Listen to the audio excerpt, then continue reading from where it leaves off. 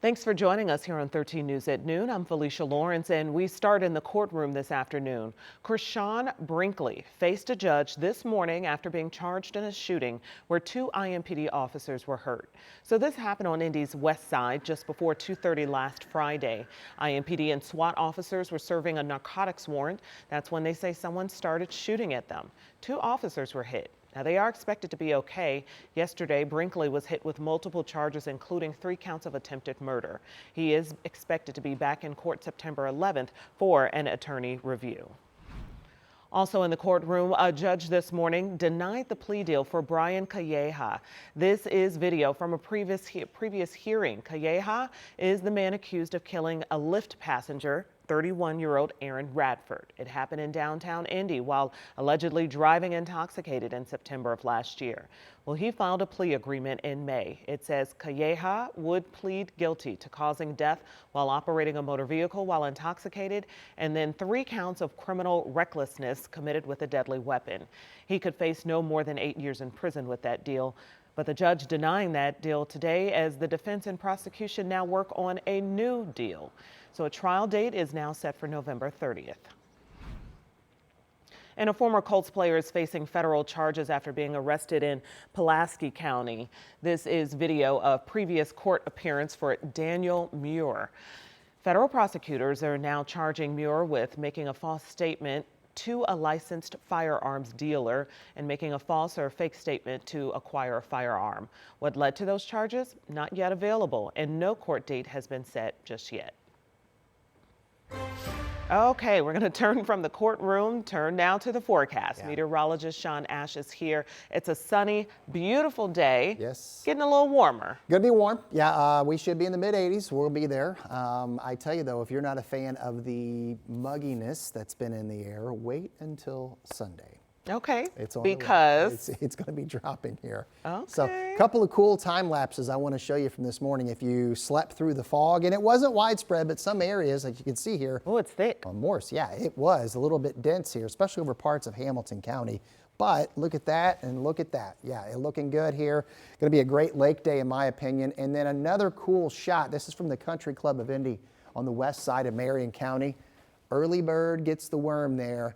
Yeah, the crews were out getting the greens and everything ready for today. I assume they're going to be jammed up as they should. You can see a lot of folks out enjoying the warm afternoon. There is a chance of a pop-up. It is just that. It's just a chance here. 20%. You can see a few returns upstream, so we're not going to rule something moving through here today. But the coverage is going to be minimal. I think yesterday in the evening we had about 2 or 3 showers on radar. Maybe we'll have 5 or 6 as we go throughout the afternoon and evening. So we can't rule something out on your events here if you're going to be out this evening. Here in Indy at this hour, we're up to 80 with a dew point of 68. So we peak in the mid-80s later today. After school forecast here, sunsets at 8:32. Yes, welcome to week 1 of Operation Football. We are excited about this. Slight chance of a shower or a thunderstorm. Otherwise, go out and enjoy. I'll have the rest of your weekend forecast ahead in the 7-day. All right, Sean, thank you. And right now, Governor Mike Braun is requesting an expedited major disaster declaration from FEMA. And this is for 54 counties across the state of Indiana. This comes as the Indiana Department of Homeland Security and FEMA's preliminary damage assessments are done. That's the first step in collecting information required for a major disaster declaration request to get federal assistance. Our Logan Gay tells us what's next. Exactly 1 week after Governor Mike Braun issued a statewide disaster declaration for severe weather and flooding, the impacts are far from over. Here it's about sizing up who's going to be able to fix up their home. Do they have flood insurance? Do they not have? Are they underinsured? The Indiana Department of Homeland Security says 22 counties have issued emergency declarations, and the state's expected to submit a request for a major disaster declaration to the federal government in the next day or so. Federal response so far has been just to replace the funds we've spent across our state, which will far exceed $5 million. Our number as of today turned into Hamilton County is north of 10 million just for Noblesville alone. Noblesville Mayor Chris Jensen says they spent the morning assessing homes to determine the damage. That was important for us, not just for the federal aid the governor referred to, but also important before we send volunteers into those homes. We want to make sure that they are structurally sound. And the damage continues to add up, with IDHS reporting more than 20,000 Hoosiers have applied for state disaster relief assistance. And while communities wait to hear word on federal assistance for homeowners and renters, leaders are asking Hoosiers to hold tight. This is a marathon, not a sprint. We will be with you every step of the way.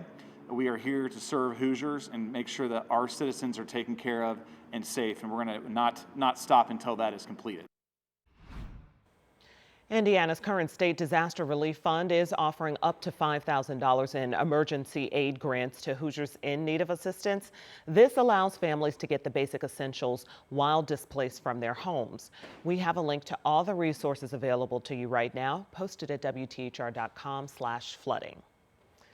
And we are keeping our eyes on Northwest Indiana. Right now, more than 44,000 people still don't have power following those August 11th storms. It was August 11th all this started. Today is August 21st. One of the hot spots right now is Gary, Indiana. The city's fire chief says the city is in recovery mode with their main priority turning power back on, but notes there are still several residents who still have damage to their homes. Crews have been struggling to get the power back on. Some communities may not be on until Tuesday. And then to make the situation even worse, there was an electrical pole that caught fire yesterday in the Cherville area, cutting power to thousands who may have already had theirs fixed. Not having power means people have lost everything. And while leaders are asking for supplies to help clean up, the one thing they say they really want is a place for people to gather and eat. We're gonna have supplies. We're gonna have a DJ that's provided directly by the city of Gary. And I got over 1,000 messages of restaurants and food trucks and people who sell food that want to get involved. So we're gonna open it up for everybody who want to contribute. Okay, right there, that's Keith Lee. You may know him from social media. He's an influencer on TikTok and Instagram. Well, Lee says he is hosting a flood relief event in Gary with the Salvation Army. And Indiana Pacer Tyrese Halliburton is also pitching in, saying that he's going to match the contributions made. And Lee says this is a moment to provide people a different type of relief. So neighbors have not felt in days this kind of relief. No official date or time have been announced for this, but Lee says they're still looking for volunteers and participants. Well, the Marion County Public Health Department is taking steps to protect Hoosiers affected by the flood. The agency is actually offering free walk-in tetanus vaccine clinics. That's today as well as tomorrow.